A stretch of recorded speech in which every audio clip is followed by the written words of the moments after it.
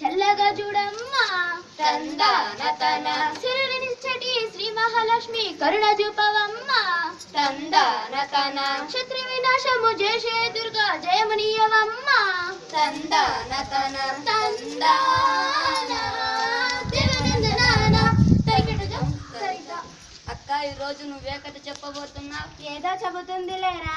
నలమహారాజు కథ, కౌరవుల పాండవుల కథ, మరాఠీల కథ, రామ కథ, లవకుశాల కథ, సీతమ్మ కష్టాలు. ఏందక్క, ఈ కథలన్నీ పాత కథలు అయిపోయినాయి కదా, కొత్త కథ చెప్పరాదా? ఏందిరా, పాదంటే రోతగా ఉందా? అయితే పాత గ్లాసులు, బిందెలు, బంగారు గొలుసులు, ఎండి కంచాలు అన్ని తీసి బయటికి విసిరేస్తావా? ప్రతి ఓడికి ఫ్యాషన్ అయిపోయింది. పాతలంటే కొత్త కండి తిక్క సన్నాసి. ఇప్పుడు కొత్త కొత్త అని అరుస్తున్నా, ఆ కొత్త చెత్త అంతా పాతలోనే కదరా పుట్టింది. అరే, ఇప్పుడు నేనేమన్నా కరెంటు షాక్ తగిలిన కాకిలాగా పాతంటే రోజు నేను అన్నానా? కాలం మారినా ఇంకా మనం పాతలోనే ఉన్నామా? ఎలక్ట్రిక్ దీపాలు వద్దని ఆముదం దీపాలు పెట్టుకున్నామా? బస్సు రైళ్లు కొత్తవని ఎడ్ల బండ్ల మీదనే ప్రయాణిస్తున్నామా? ఒరే తమ్ముడు చెల్లి, మీరనవసరంగా కొట్లాడుకొని రస చేయకండి.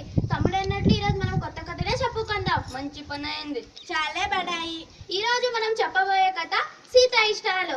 తకత తరికిడత తరికిడ తరికిడత. ఇది పేద ఇంటిలో పుట్టి పెరిగిన పైడి బొమ్మ కథరా. తందాన తన చదువు సంధ్యలో పేరు పొందిన చెక్కనమ్మ కథరా. తందాన తన ఓటమి నడగక పోరాడే ఒక వీరబాల కథరా. తందాన తన 10 మందికి ప్రేరణనిచ్చే వర్తమాన కథరా. తందాన తన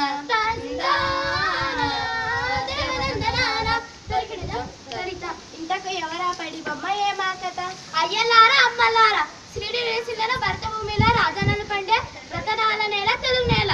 ఆ తెలుగు నేలలో ఎస్రాపురం అనే పల్లెటూరు ఉంది. ఆ పల్లెటూరిలో శివయ్య, గౌరమ్మ అనే పేద దంపతులు ఉండేవారు. ఆ దంపతులు కలిగిన తొలి సంతానమే ఈ సీత.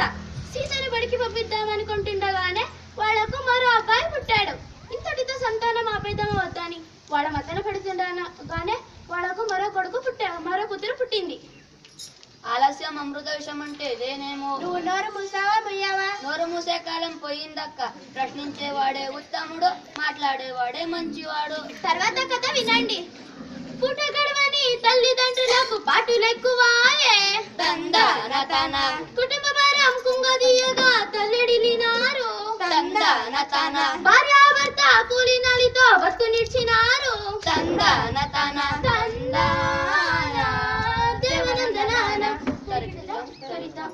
ఇంతగా చిన్నారి సీతమ్మ బడికి వెళ్ళిందా లేదా? లేదు చెల్లెలా. అమ్మా నాన్న పనికి పోతే తమ్ముడిని చెల్లెల్ని ఆడించడానికి ఆమె ఇంకి తోడిపోయింది. పిల్లలు బడిలో పెద్దలు పనిలోని సంగతి వాళ్లకు తెలియదా అక్క? 16 లోపు పిల్లలను పనిలో పెట్టకూడదు అన్న చట్టాన్ని వాళ్ళు ఎందుకు పట్టించుకోలేదు? చట్టాలు అమలు చేయడం ఏ ఒక్కరి బాధ్యత అనుకున్నంత కాలం పరిస్థితిలో మార్పు రాదురా తమ్ముడా. ఇంతగా చిన్నారి సీతమ్మ ఏ ఏ పనులు చేసేదక్క? సరే వినండి. ఇంటి పనులు చేసారా? వంట పని కొంత నేర్చరా? బీడీలు ఎన్నొచ్చుతారా? పత్తి చేలకే పోయారా? కొవ్వు అత్తిలా బతుకాయరా? వినరా సోదరా చదువుల తల్లి దీనగాదనిప్పుడు నిరుపేద గాదనెప్పుడు.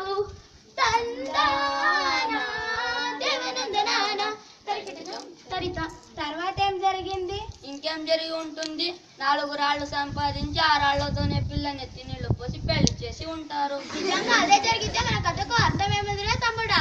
ఆ ఊరికి శ్రావణి అనే కొత్త టీచర్ వచ్చింది. మీ పిచ్చి గాని టీచర్లు చదువు చెబుతారు గాని ఇవన్నీ పట్టించుకుంటారా? పట్టించుకున్న వినేవాళ్ళు ఉంటారా? విన్న మార్పు సాధ్యమవుతుందా? తప్పకుండా సాధ్యమవుతుంది. మా బడిలో టీచర్లు పాఠాలతో పాటు మంచి మంచి కథలు, సూక్తులు చెబుతారు. ఆటలు ఆడిస్తారు, పాటలు పాడిస్తారు. బడి పిల్లల్ని తమ సొంత బిడ్డలాగా పట్టించుకుంటారు. అవును తమ్ముడు, శ్రావణి కూడా అలాంటి టీచరే. ఆమె ఆ ఊరికి రాగానే ముందు చేసిన పని బడి ఉన్న పిల్లలు ఎవరెవరు రావడం లేదో తెలుసుకోవడం. అట్లా తెలుసుకొని ఒక్కొక్క ఇంటికి వెళుతూ శివయ్య వాళ్ళ ఇంటికి కూడా వెళ్ళింది. అయితే అది గమనించిన గౌరమ్మ సీతను ఇంట్లో దాచేసి మా ఇంట్లో అటువంటి వాళ్ళు లేరని చెప్పేసిందా? నువ్వు అతిగా ఊహించకు, అక్క చెప్పేది విను. అవును, రాజు చెప్పింది నిజమే. గౌరమ్మ సీతను దాచింది. అయ్యో, అప్పుడేమైంది? శ్రావణి టీచర్ వచ్చిన పని చెప్పకుండా శివయ్య దంపతులకు కొన్ని మంచి మాటలు చెప్పింది. ఏమని? ఓ భారతీయుడా బాలబాలుడా, వినవయ్య వినుల విందుగా, తెలుసుకోవయ్య చరిత్రను ముందుగా. ఎన్నో జన్మల పుణ్య బలమిది మానవ జన్మంబు, అది మానవ జన్మంబు.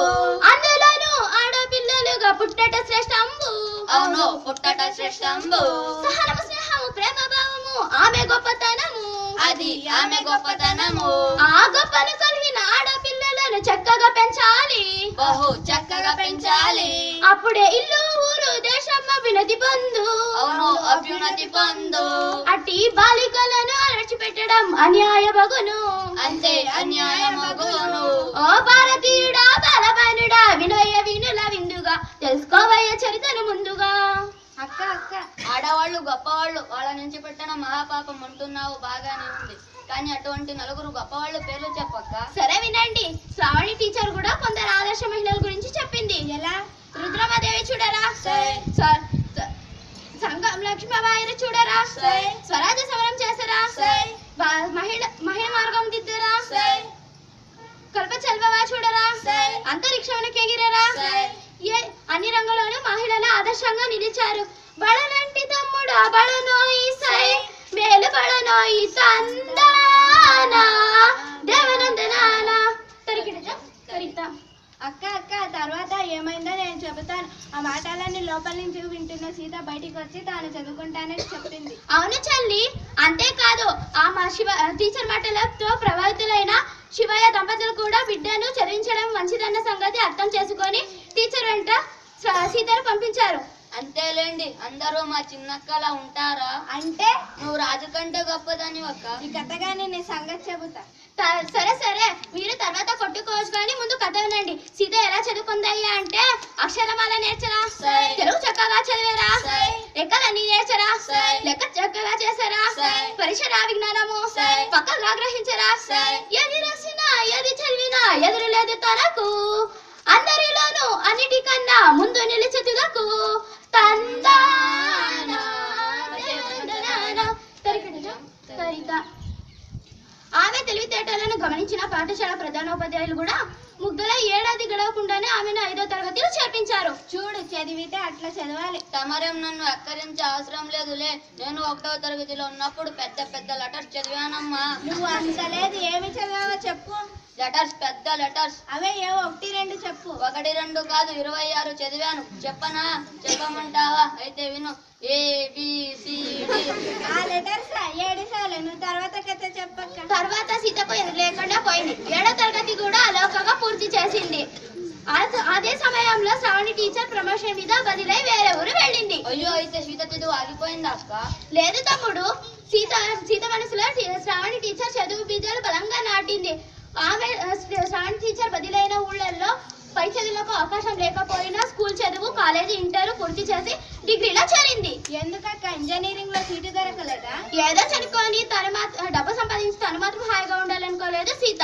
తను బాగా చదివి తనలాంటి పిల్లలను బాగుపరచాలని కలెక్టర్ గానో నాయకురాలిగానో కావాలని గట్టిగా నిర్ణయించుకుంది. అందుకే డిగ్రీ పోటీ పరీక్షల్లో విజేత సాధించి మండల అభివృద్ధి అధికారిగా ఎంపికైంది. ఓహో, చాలా బాగుంది. తర్వాత కథ చెప్పక్క. తర్వాత ఏముందిరా తమ్ముడు, పిల్లల చదువు కోసం, స్త్రీల మేలు కోసం నిరంతరం కృషి చేసింది మన సీతక్క. అవునా అక్క, సీత ఇష్టాలు అన్నా కదా, అవేవో చెప్పవు. మరి నా ఇష్టాలు? అవి మన కథ అయిన తర్వాత తీరుబడిగా చెప్పుకుందాంలే. ముందు సీత ఇష్టాలు విను. సరే సరే, నువ్వు ఉంటావుగా, నేను ఉంటానుగా. ముందు అక్క చెప్పేవి విను. ఆడపిల్లలను చిన్న చూపుతో చూడరాదు బాయి, అరరే చూడరాదు బాయి. అన్నిటిలోనూ అవకాశాలను కల్పించలోయి, చక్కగా కల్పించాలోయి. చదువులైనా పదవులైనా సమానమేనోయి, వాళ్లకు సమానమేనోయి. వాళ్ళల్లోనూ ప్రతిభను గుర్తించి గౌరవించాలోయి, తప్పక గౌరవించాలోయి. తందానా దేవనందనానా. సరిత.